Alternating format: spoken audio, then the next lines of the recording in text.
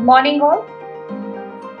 Now after discussing about the functional anatomy of the kidneys, we will be discussing another important structure, that is the juxtaglomerular apparatus. Now after going through this PPT, you will be able to describe the details of the ultrastructure of JGA. You will be able to discuss the functions of JGA and its role in autoregulation, and also you will be able to correlate the role of JGA in health and disease state. Okay. Now what is juxtaglomerular apparatus? The ascending limb of the loop of Henle, as it ascends, it comes to lie very close to the glomerulus of its own in the renal cortex. Now, as the ascending limb of loop of Henle ascends, it lies very close to its own glomerulus, like this. At this portion of the DCT, when it comes to lie very close to its glomerulus, it comes and lie in an angle between the afferent and the efferent arterioles. This combination of specialized tubular and vascular cells is referred to as the juxtaglomerular apparatus, and this structure is JGA is specialized in the autoregulation of GFR. Alright. Means when the ascending limb of the loop of Henle ascends upwards, it comes to lie very close to its own glomerulus, and at this point it comes and nestles between the afferent and the efferent branches of its own glomerulus. This portion is known as the juxtaglomerular apparatus. You need to understand the location of the juxtaglomerular apparatus very neatly, because it's again very important. So here is a diagram which will explain it to you more clearly. This is the glomerulus with the efferent and the afferent limb of the glomerulus, and this is the ascending limb of the loop of Henle, which crosses between the afferent and the efferent arteriole of its own glomerular segment, and this specialized portion becomes the juxtaglomerular apparatus. Right. Now it functions to regulate the arterial blood pressure. It helps in the regulation of the constant GFR and also helps to regulate the renal blood flow. All these things are interrelated to each other, so that means by regulating the arterial blood pressure, it helps in the autoregulation of the renal blood flow and also helps in the regulation of GFR, so that a constant glomerular filtrate is delivered and there is no fluctuation in the amount of the glomerular filtrate with any kind of fluctuation in the blood pressure.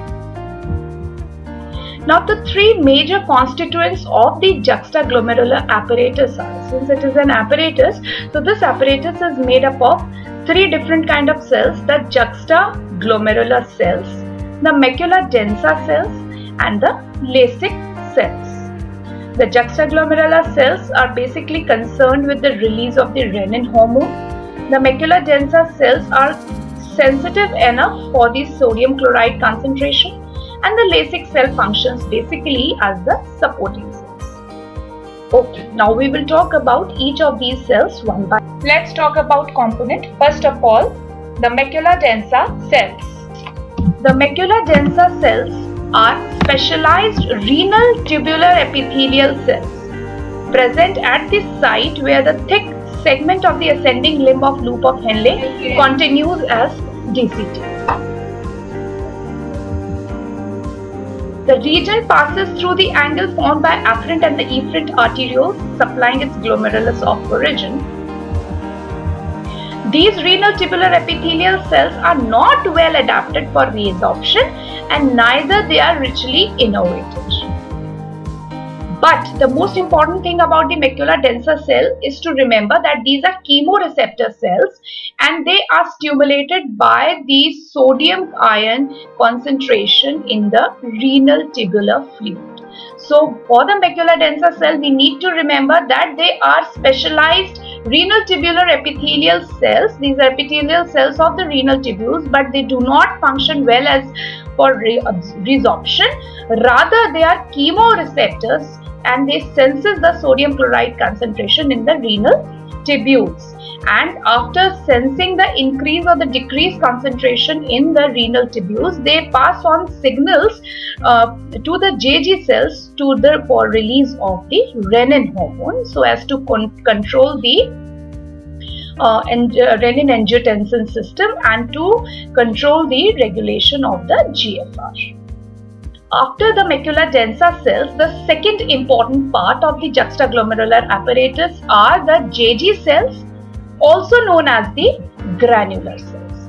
Now, what are these granular cells or the JG cells? They are nothing but specialized myoepithelial cells. What do I mean by specialized myoepithelial cells?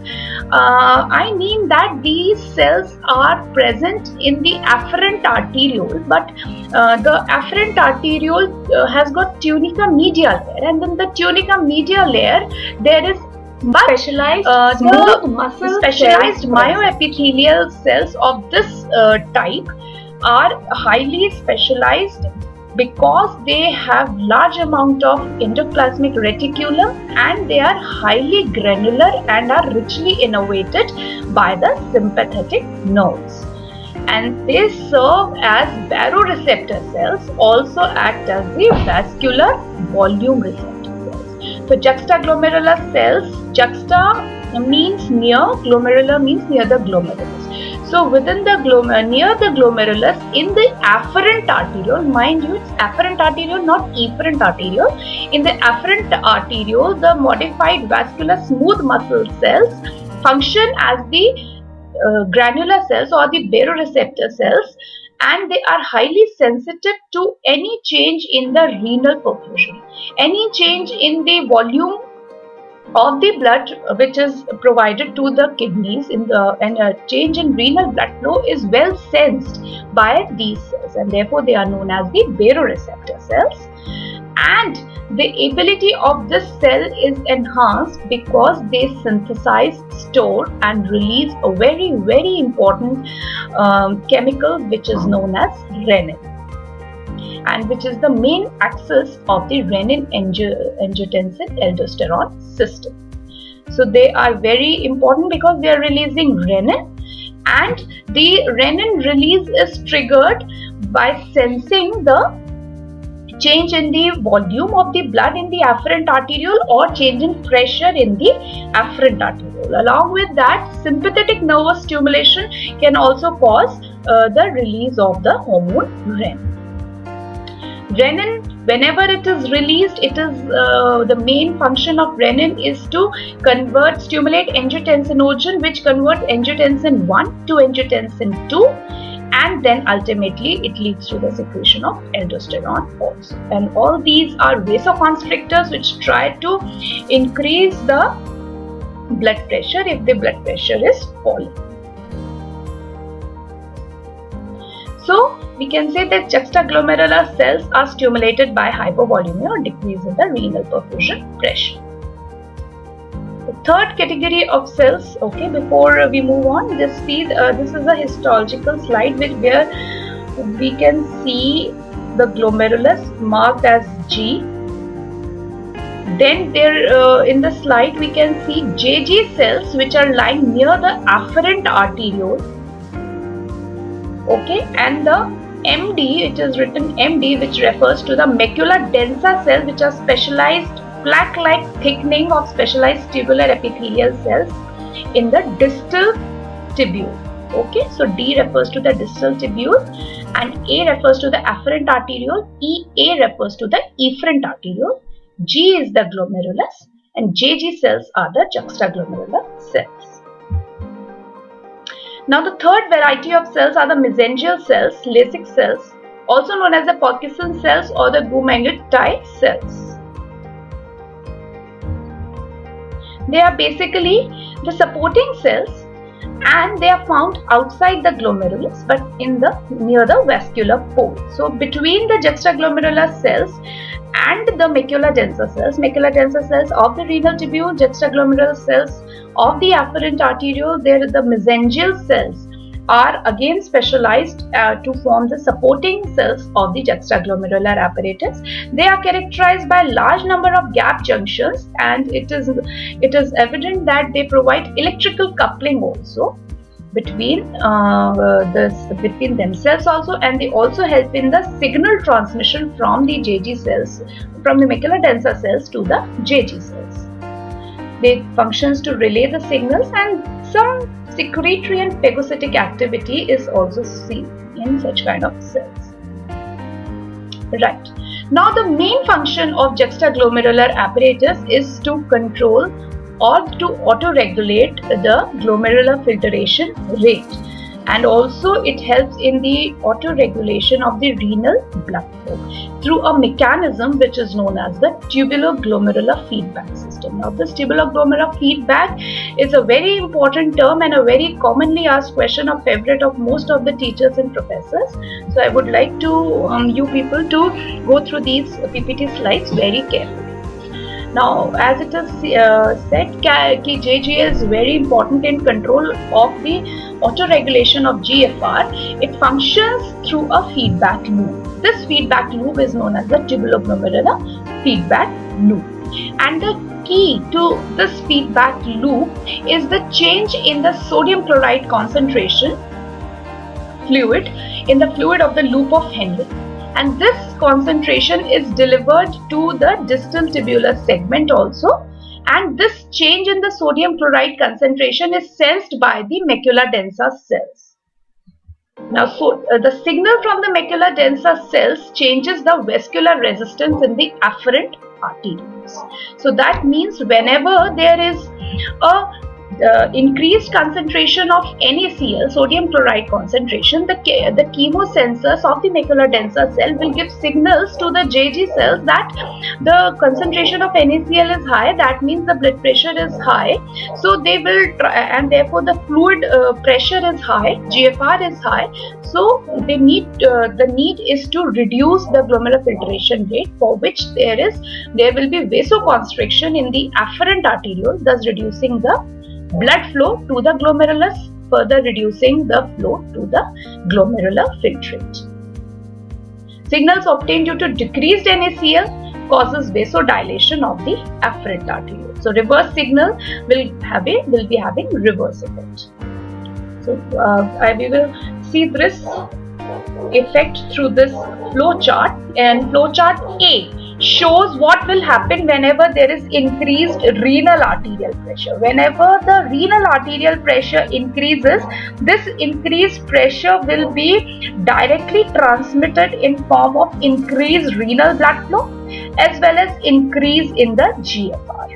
Now with the increased arterial pressure, there will be increased GFR. With increased GFR, the concentration of the sodium chloride in the tubular fluid will increase whenever the GFR will be higher. Now this increase in the concentration of the sodium chloride will be sensed by the macula densa cells, and the macula densa cell will send a feedback effect. And what will be that feedback effect? The feedback effect will be to constrict the afferent arteriole, to halt the further rise in the GFR by constricting the afferent arteriole and reducing the flow of blood to the glomerulus. Okay, so this is figure A. Now just we have a look at the figure B, which shows what will happen when there is decreased renal arterial pressure. In case when the renal arterial pressure decreases, the GFR will decrease, and with this decrease in the GFR, the concentration of NaCl in the tubular fluid will decrease. Densa cells. Decreased sodium chloride concentration will be sensed by the macula densa cells, and again they will provide a feedback system through which the kidney will try to increase their renal blood flow and increase their GFR by causing dilation of the afferent artery. So what are these feedback mechanisms which are operating? We will be talking about them in my next slide. So what is the mechanism of tubuloglomerular feedback when NaCl concentration is rising, when NaCl concentration is increasing.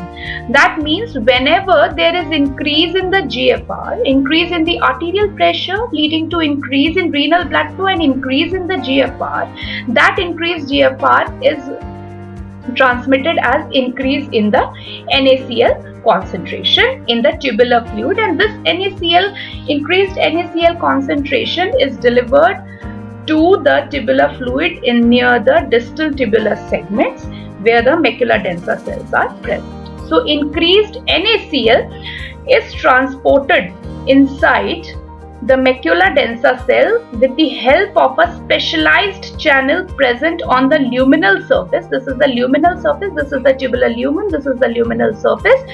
Sodium and chloride, whenever its concentration increases, it is transported through an active transport mechanism utilizing a co-transporter, which is sodium 2-chloride potassium co-transporter, a very important co-transporter on the luminal surface. Now this sodium 2-chloride potassium co-transporter causes increased sodium and potassium inside the macula densa cells. Now excess of sodium is pumped out with the activity of sodium potassium ATPase pump, which is present on the basolateral aspect of the macula densa cells. Now because the concentration of sodium and potassium is higher, the activity of the pump will be increased to transport more sodium and sodium out. So this will cause more hydrolysis of the ATP, resulting in the production of ADP and the formation of adenosine finally. So whenever the ATP is utilized, it is converted to ADP primarily, and then this ADP is broken down to release adenosine. Now this adenosine, which is released, it releases from the basolateral surface and acts on the nearby A receptors. This is the adenosine receptor, which is present on the afferent arteriole. Afferent arteriole has got specialized receptors for the adenosine as well as specialized receptor which are known as P2X receptors for the ATP. So this afferent arteriole has A receptors for the adenosine and P2X receptors for the ATP. Now when the adenosine and the ATP acts on their specific receptors on the afferent arteriole, these receptors causes excess amount of calcium to be released inside the smooth muscle of the afferent arteriole. Thus, as a result of which, whenever there is excess calcium in the muscle, it will lead to vasoconstriction. So that means the most important paracrine chemical signal of macula densa mediated inhibition of renin release is adenosine and ATP.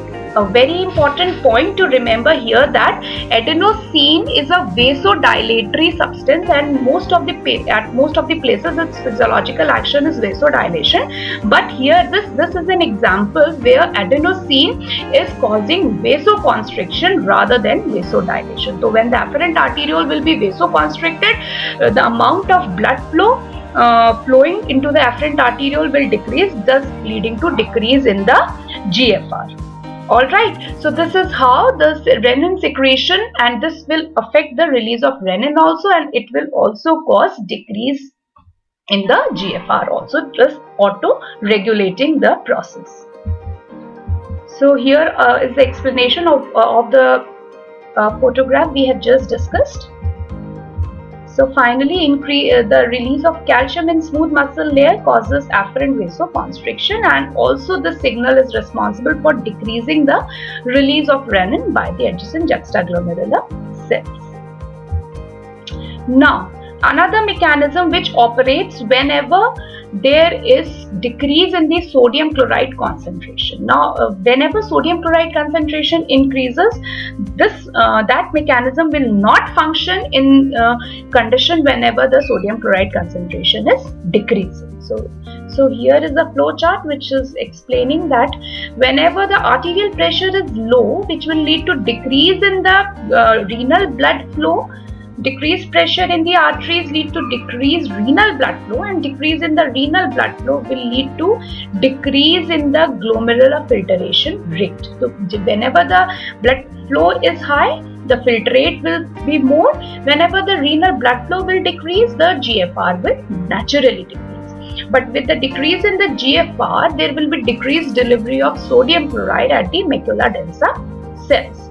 Now then, this decrease in the sodium chloride in the macula densa cells is again sensed by the chemoreceptors in the macula densa, and they send signals to the juxtaglomerular apparatus, which causes release of renin.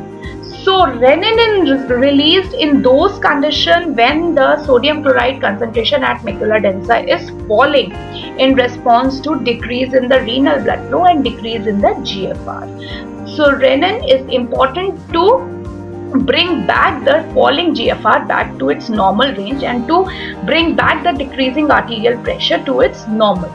So whenever the renin is released, this renin immediately acts on angiotensinogen and causes conversion of angiotensinogen to angiotensin 1, and then angiotensin 1 will be converted into angiotensin 2, and this angiotensin 2 will act on the efferent arteriolar resistance, and it will try to increase the efferent arteriolar resistance by vasoconstricting the efferent arteriole. Remember, angiotensin is acting on efferent arteriole.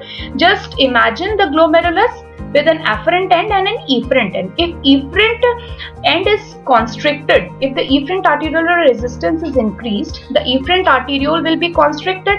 So in such a case, there will be pooling of the blood in the glomerulus, and this pooling of the blood in the glomerulus will increase the glomerular filtration rate.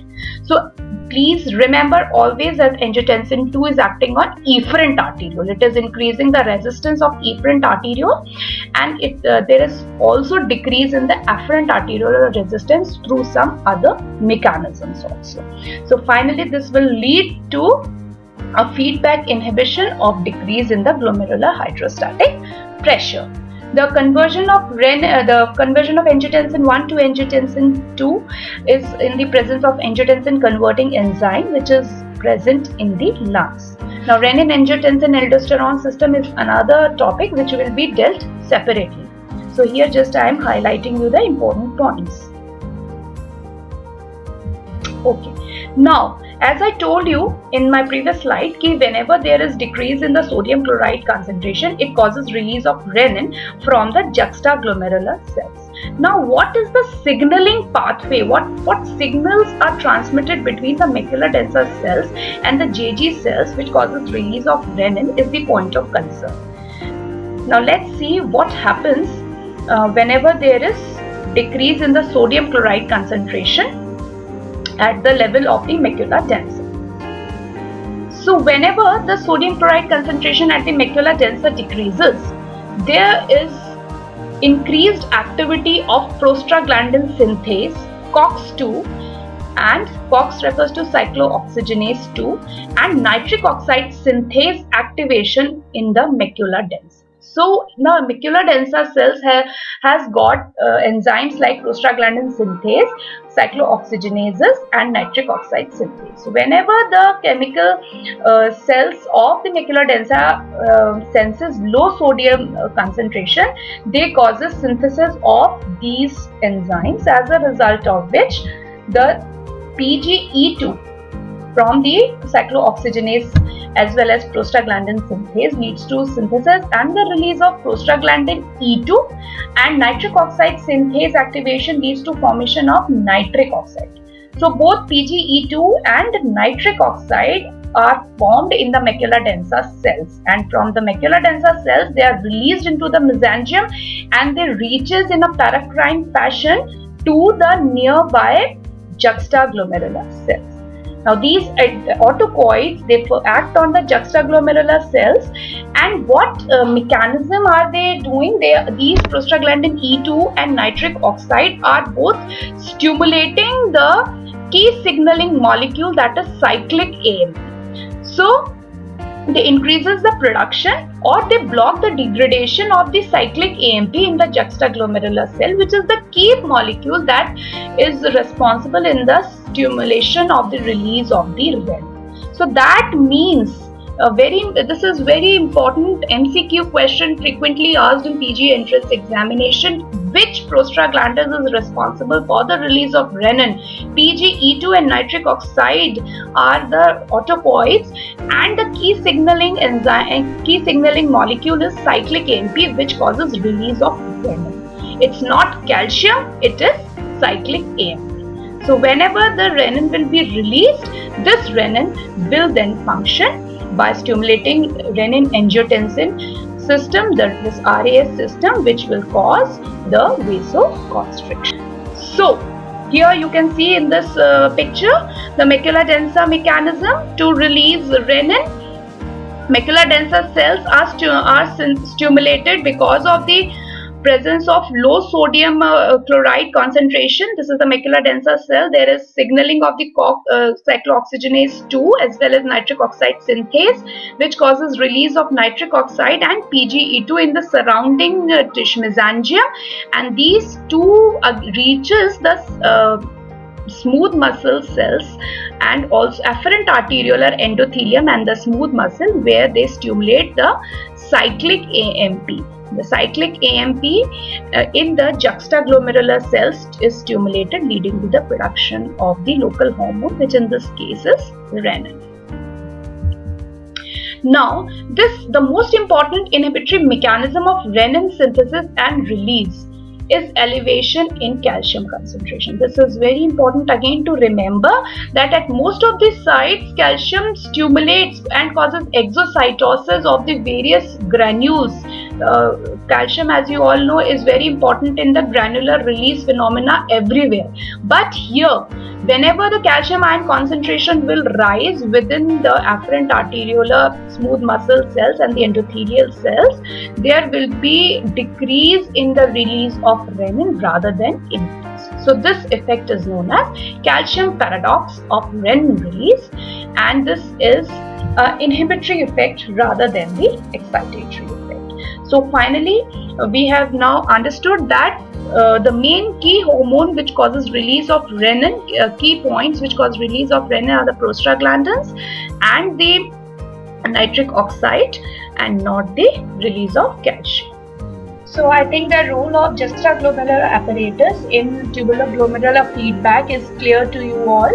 In my further coming lectures, I will be describing their role in the renin-angiotensin-aldosterone axis. And for now, thank you.